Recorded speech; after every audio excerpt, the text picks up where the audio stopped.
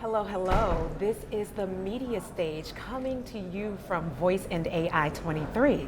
My name is Mellini Monique. I am a voice consultant for humans and AI, and I am so excited because we have a special guest with us today from Play.ht. We have Mahmoud Felfel, and I'm going to let Mahmoud introduce himself. Thanks, Mellini. My name is Mahmoud Felfel. I'm the co-founder and CEO of Play.ht. Okay, so Mahmoud, I have some juicy questions prepared for you, and I want you to just break it down in a way that we can really understand it. So, how do you all at Play.ht see the impact of AI in human conversation, both in our day-to-day life and in business? Yeah, I think this is like the first time, like in history, that there is an AI. Like when you talk about these like large language generative models, like ChatGPT or Claude or like other models, and even our like voice models. There are these capabilities that really mimic the human behavior. Like how this thing used to work before, that like people would build like trees of decisions, and like it has to go from, if this person said that, then you do this. So that's not how humans do things. Yeah. Like, and these new models allow it to be a lot more natural because they have their own representations of the knowledge and the world, and then they try to generate something that actually makes sense. And on the voice side, what we built, we trained these very large models on like tens of millions of speakers to be able to capture like every language, accent, age, style of talking. So when these models start talking back to you, they can be emotional, they can express exactly what's being said, they can take that input from like a ChatGPT or like other these like large language models and then express it in a way that feels like very human-like. And this is how these models should be consumed, and this is how, like, for the first time, this whole like AI generated content or like computer generated content is becoming like human-like, because this is how humans communicate. Like they don't communicate like for this press 1 and for this press 2, like no one does this, but people communicate by like back and forth conversation. And now for the first time in history the computer has these capabilities now that can really mimic how humans communicate. So this will make a huge difference. There are so many use cases where humans were able to do it before, and now, like, because of this AI, it's very scalable and introduces a lot of economic value and productivity to the whole world and business. So you said a couple things that excited me particularly.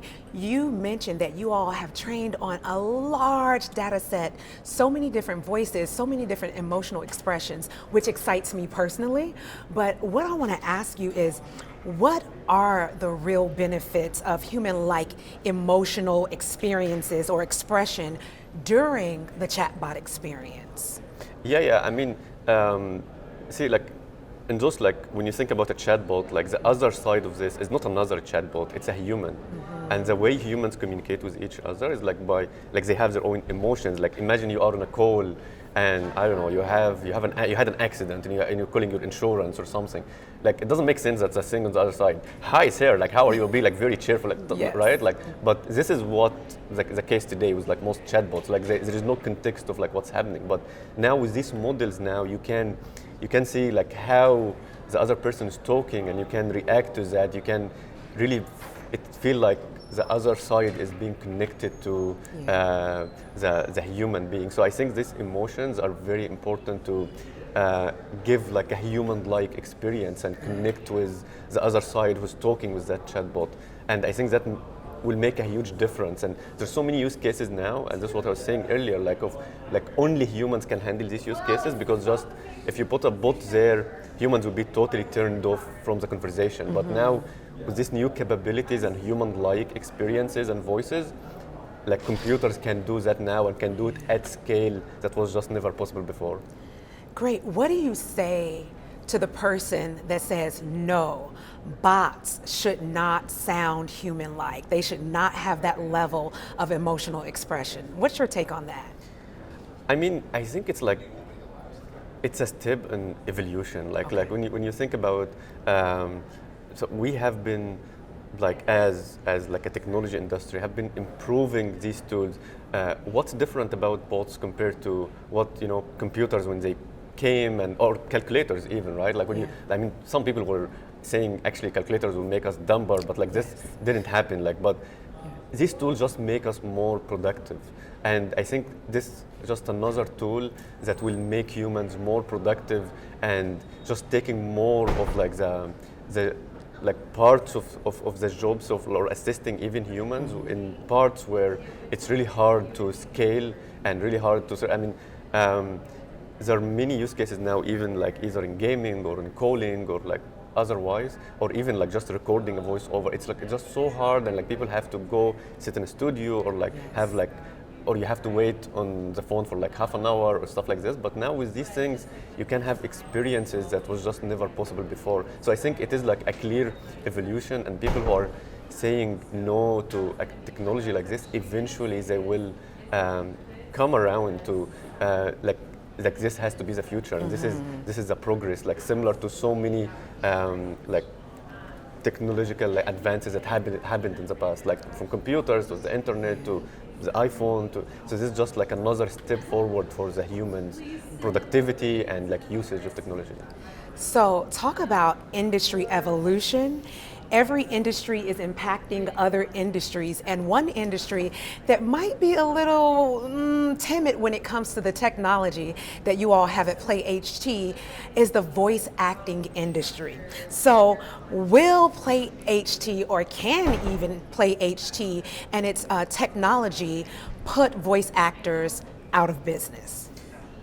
See, like this is like in general, that's a risk about like that technological advances in general. That's nothing specific about voice or even AI. Like when you think about like over time, like how many jobs gets replaced because of there is like a technology that came, added a lot of productivity, and now people are able to do something else.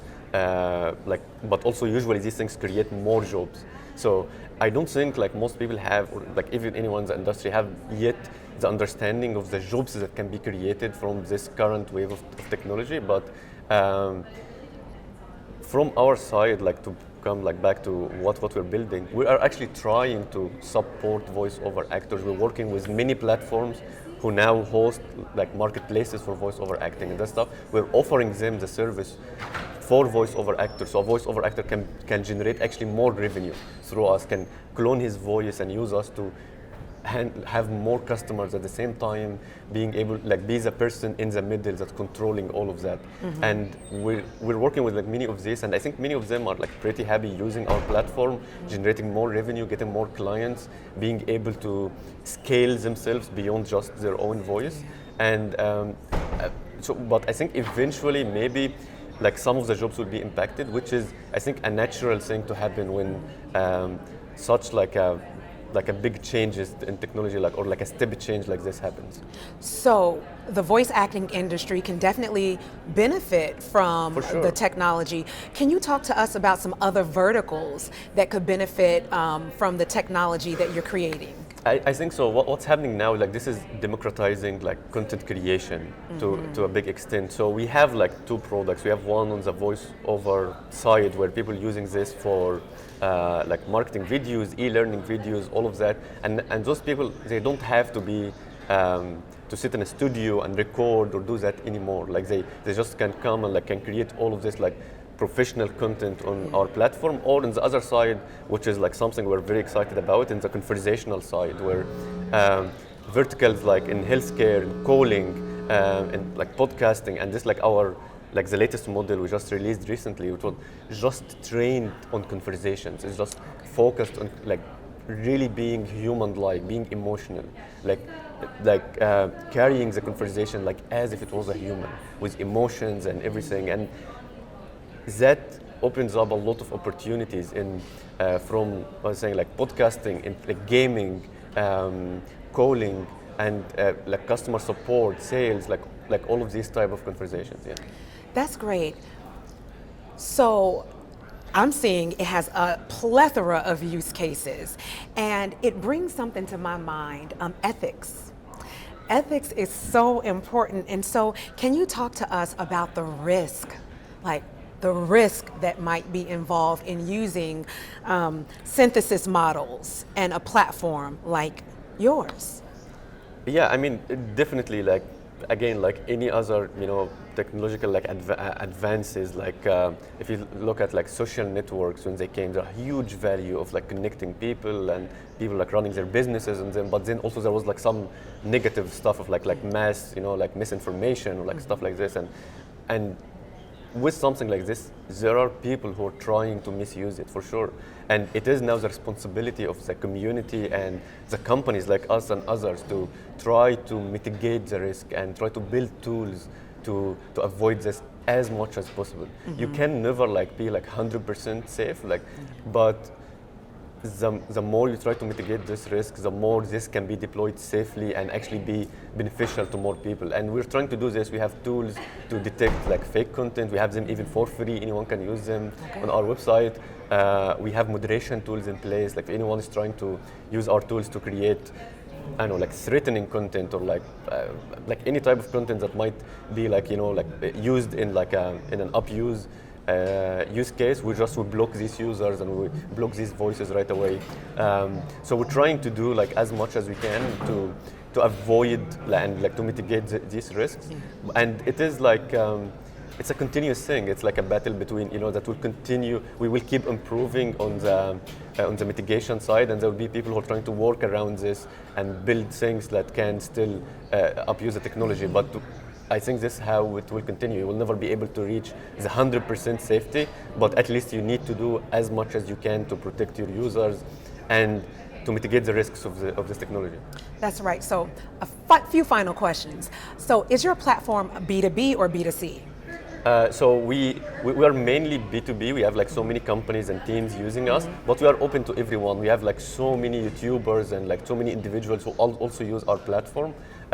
So I think it's a mix. We tend mainly to be on the B2B side, but we have like also like tens of thousands of users who use us.